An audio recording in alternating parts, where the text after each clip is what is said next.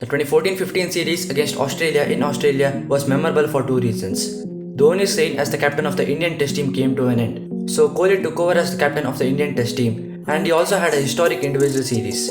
But what a lot of people don't know is how he managed to get this done, all the records that had been broken, and why Virat Kohli in this series had the greatest individual performance of all time.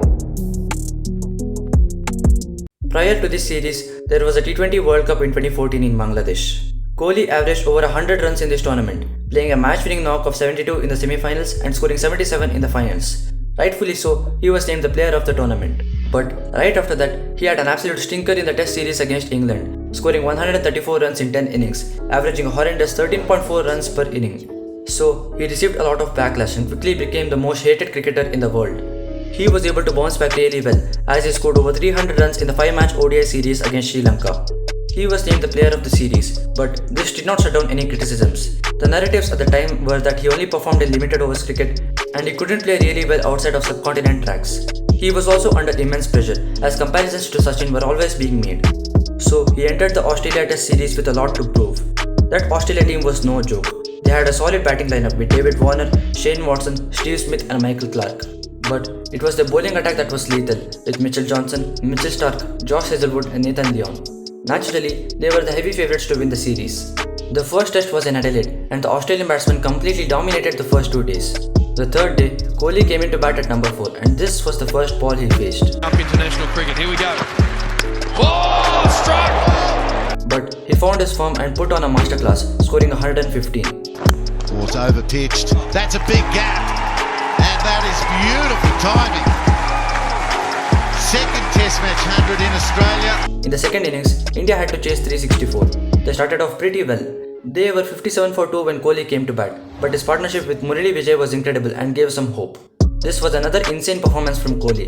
As soon as he reached his 100, all the batsmen started to fall like a pack of cards. The line. Short. Oh, it's close. Now he's got. He scored 141, but his efforts were in vain as India lost this test by 48 runs. Kohli became the 4th Indian batsman ever to record centuries in consecutive innings overseas. He also became the first Indian to register back-to-back centuries in Australia since Vijay Hazare in 1948. The second test, however, was very underwhelming for him. He scored 19 in the first innings and just 1 run in the second innings. India lost this test by 4 wickets, and the series was pretty much done at this point. There was practically no way India could come back into the series. The best they could do was prevent a whitewash by winning or at least drawing a game. The third test was pretty much the same, as Australia put up a huge total of 530. India got off to a decent start with Murali Vijay scoring another 50. But soon, they were struggling at 147 for 3 and it looked as though Australia would dismantle India this test. However, Kohli got going, playing amazing cover drives and putting on a batting clinic. This time, he had help on the other end as Rahane was brilliant too. Oh, there's that drive again. Now he guides it down to third man. Took it out of them. Yeah, too good. And adjusted. As the eagerness and desperation to break this partnership increased, they tried to get in the minds of these batsmen. Mitchell Johnson got a little too aggressive and started to sledge Kohli. I think it's safe to say that it was a mistake. In the past, Indian batsmen usually just took this sledging and didn't respond. Most of them fell for these mind games while some of them didn't. Sourav Ganguly was the only anomaly at the point. But Kohli started talking back, showing his aggression. I was really annoyed with him hitting me with the ball. And I told him that's not on. Try and hit the stumps next time, not my body. I'm not going out there to take unnecessary words or chat from someone. I'm going out there to play cricket, back myself, and there's no good reason I should respect someone unnecessarily if they are not. And this fired him to torch Johnson for the rest of the innings. He channelized his anger towards his batting. The Aussies just couldn't stop him and hoped he would make a mistake. Mitchell Johnson was ripping apart the English batting order just a year prior to this series, but this test match, he was being obliterated by Kohli. Continues from the southern end. Nicely flat. It's gone again. Goes for it. Gets enough on it too. In the end, Kohli got out to Johnson himself as he chased a wide outside the off ball.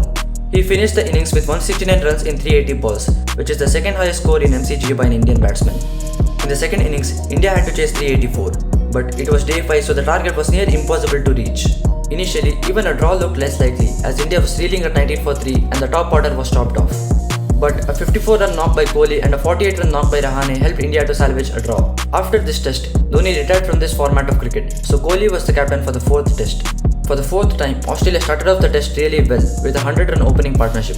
They put up a massive total of 572 after 2 days of dominant cricket. To make matters worse, Vijay got out on the very first ball of the innings. However, a solid partnership between Rohit Sharma and KL Rahul stabilized the situation. It was 97 for 2 when Kohli came out to bat. This was truly a masterful performance from Kohli. Apart from that one edge when he was in his 50s, he barely took any risks. Even the chances he took were calculated, yet he was able to tick the scoreboard at a high rate. He played amazing shots and bounced on every bad delivery. The cover drive and the pull shot were his go-to shots not only for this innings but also for the entire series. He scored 147 runs and finally was dismissed by Ryan Harris. It was the same as the previous test in the second innings. India had to chase a massive total of 349, so they were able to play out a draw. Kohli scored another 46 runs. He finished the series with 692 runs in 8 innings. He broke the record for the most runs scored in Australia by an overseas batsman, previously held by Dravid with 619 runs. Brian Lara had previously scored 765 runs in a series against England in England, but it was a 6-match test series. So if we look at the adjusted scoring average, we see that Kohli would have scored more than Lara if he had played the same number of innings. Kohli also carried much of the batting load, scoring over 25% of the team's total runs. It compares well with Sachin's 19%, Lara's 22% and Dravid's 24%. Another metric that indicates Kohli's impact in this series is the plus-minus. This stat is basically a barometer of the batsman's impact on the team, indicating how many extra runs per wicket a batsman adds for that team. The plus-minus for an average batsman is 7 to 10. Dravid in that series against Australia had a plus-minus of 25.7, which is all-time levels impact. Sachin had a plus-minus of 29.3 and Lara had a plus-minus of 27.3 in their respective best series. And this is Kohli's plus-minus. The team scored nearly 38 runs more per wicket than usual with him on the field. This is otherworldly impact, even when compared to some of the greatest individual series of all time. So considering all the records, stats and the context, this series of Virat Kohli, in my opinion, is the greatest individual batting performance of all time. With that being said, I want to know what you guys think about this topic. Hope you all enjoyed, and as always, until next time.